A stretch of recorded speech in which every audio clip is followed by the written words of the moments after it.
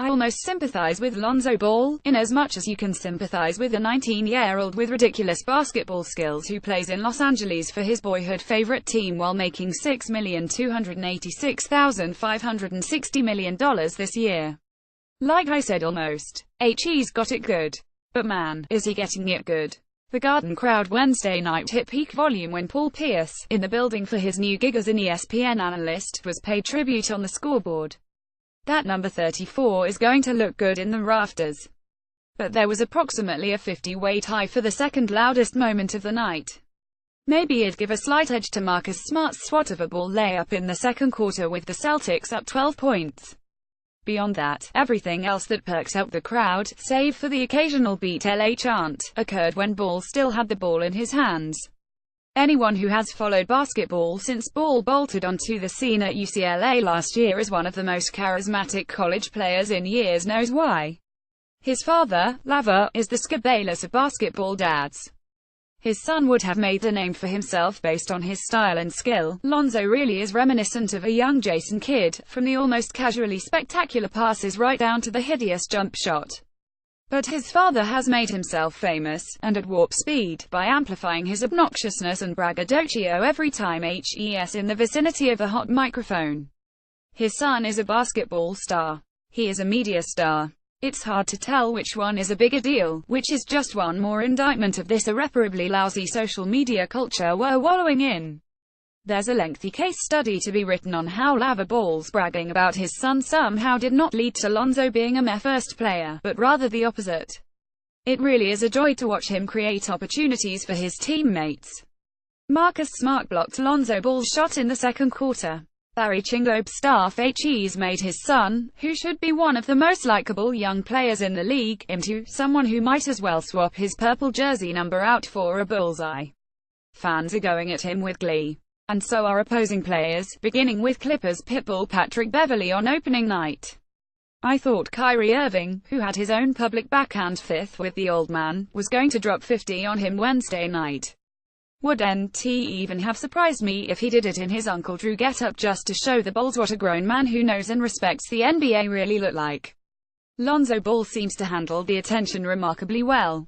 Like most teenagers, he's probably used to his dad embarrassing him, though his does it on a slightly larger scale than your standard dad jock-ettling goofy father. He didn't look rattled as the Lakers fell behind 3,316 after the first quarter and the jeers rained from the rafters. He shot poorly but kept his poise, finishing with 9 points, 6 assists and 5 rebounds in 39 minutes, helping the Lakers make it interesting before the Celtics put the punctuation on a 10,796 win. The adjustment to the NBA, even for a player of his ability, is incredibly difficult.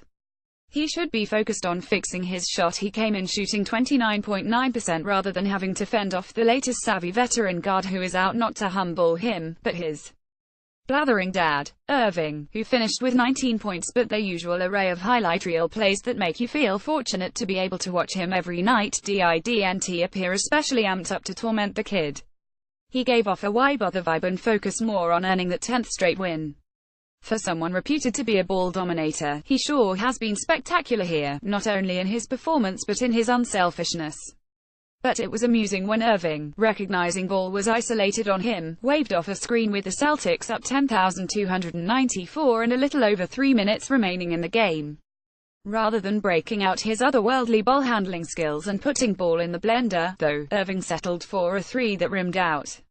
Lonzo Ball attempted to block on a shot by Jaylen Brown during the third quarter. Barry Chingob's staff will admit, there was a part of me that wanted to see the Celtics, who won the rights to the first pick in the 2017 NBA draft before trading down to number 3 with the Sixers, end up with Ball.